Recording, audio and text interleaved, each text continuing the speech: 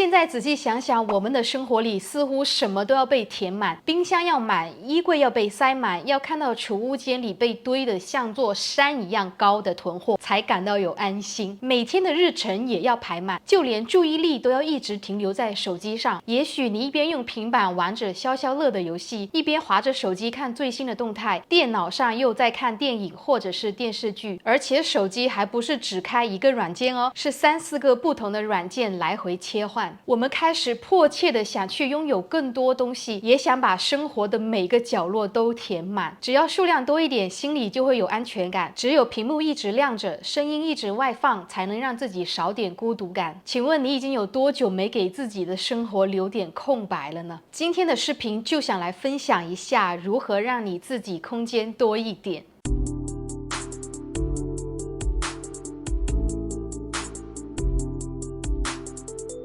現在的10條視頻裡，至少有7條都在沉浸式補貨，冰箱的門都快關不上了，幾袋幾袋的速凍食物，買回來的這麼多蔬菜水果，真的能在它爛掉之前給吃完嗎？幾大瓶飲料和牛奶擺得整整齊齊。哎，不是啊，你家開小賣部的嗎？衛生紙要買夠量，最好是整箱整箱的往家裡搬，數量最起碼能堆滿整排的櫃子，這就是你們所認為的會過日子。冰箱裡但凡有空間都要被塞到爆滿，我都替你家冰箱櫃子捏一把冷汗，生怕它承受不住這重量啊！現在的人是已經分不清楚夠用和堆滿的區別了。如果你家裡是5、6口人，還有小朋友，那可以當我沒說。可要是1、2個人居住，這冰箱看起來要為世界末日做準備似的。明明超市就在附近，卻還是選擇把每寸的空間給填滿。我當然知道這些都是生活必需品，誰家都會用到牛奶、雞蛋、洗衣液、衛生紙。問題不是你買了什麼，而是你買多少才算足夠。牛奶1周喝幾瓶，雞蛋1周吃幾顆，洗衣液多久才用完1桶？衛生紙到底1個月能消耗多少？你總說自己怕生活裡缺這個缺那個，其實買多了就是屬於浪費。水果放到軟掉，蔬菜黃了丟掉，速凍食品買的太多，多到沒地方放你新買的那幾包，又得安排清空冰箱的庫存了。這東西一多，食材都被一層層蓋住，新的放前面，舊的被推到後面。時間一久，你連自己買過什麼都忘記。現在開始讓你的冰箱喘口氣吧，別搞到每天都讓自己在想怎麼把庫存給吃完。難道這不是一種壓力嗎？說完冰箱了，再來說下一個災難現場，那就是衣櫃。但凡裡面還有空間，你的反應是還能再買幾件，反正幾條短袖這麼薄，也佔不了多少空間。過幾周再打開衣櫃看，又開始覺得怎麼沒衣服穿？哎，不是，你眼前這一堆是什麼？空氣嗎？這被塞到爆滿的衣櫃在你眼前，卻說你自己沒衣服穿了。說句不好聽的，這就是很多年輕人的問題。衣服穿幾次沒新鮮感後就丟到角落裡，風格變化又買新的一波，過幾個月再整理，又開始給自己洗腦，這件衣服得斷捨離掉。剛清理掉10件，下周又買回來新的幾件，這新鮮感就是一個無底洞。你缺衣服嗎？不缺呀，你只是在享受買衣服的過程。請你想想看，自己每天站在衣櫃前要花多長時間去決定今天的穿搭呢？衣服的數量越多，不代表你的選擇是更自由，這也會讓你產生決策疲勞。很多人說自己沒時間，早上起不來，出門旅遊啊，選不出一件合適的衣服。所以看看吧，你的時間就浪費在這些小事情上。可如果衣櫃裡就只有那幾件你真的很常穿的衣服，那幾件你不需要考慮就能直接穿上出門，是不是會讓你更輕鬆呢？不僅衣櫃是這樣，我們整個空間居住的房子也一樣。一旦搬到大一點的房子後，就讓你有更多發揮的空間。看到這裡空的，就要放一張地毯，那邊再加個落地燈，牆上啊要至少掛3幅畫才顯得有高級感。你的房子就變成了一個不斷添加東西的過程，最後一定要讓空間看起來沒那麼多留白的地方。這房子一大，代表着收納空間更多，這下你反而可以找更多的理由去拖延。總之櫃子還那麼多，先隨便放着，等有空再處理。然後每個櫃子都變成了臨時放置的區域，最後就成了長期的雜亂。請給你的空間留點空白地方，讓你能迅速找到東西。擁有一個更大的房子，不一定要將它填滿到極致，留出點空間也是少點折騰啊。說完了物理空間後，接下來說一說時間。我們最怕的是什麼？怕的是周末沒有計劃，怕空閒的時間被浪費掉，就想找幾個朋友約個飯，安排點活動。回到家本應該休息，先把家裡的正事兒給做了，可就是偏不，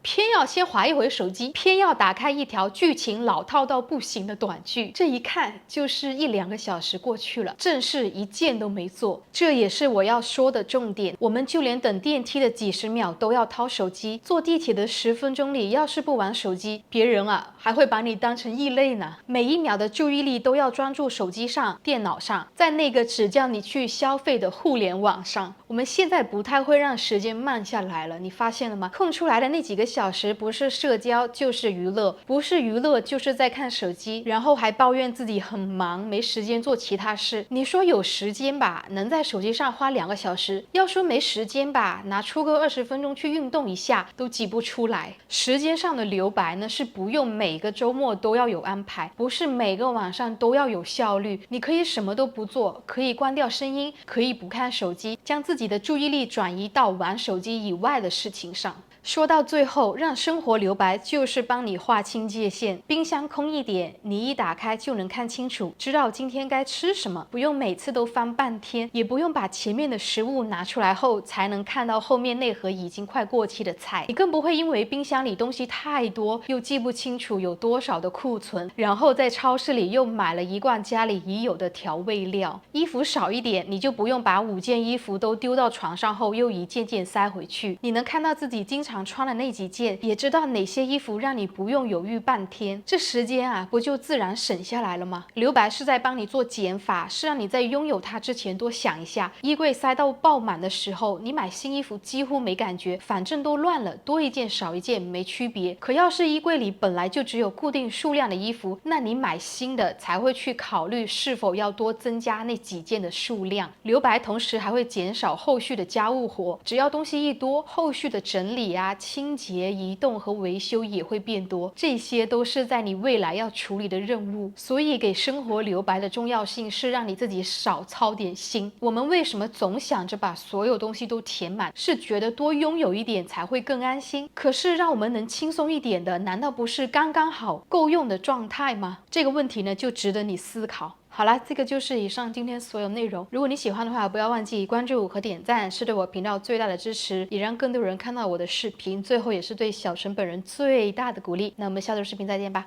拜拜。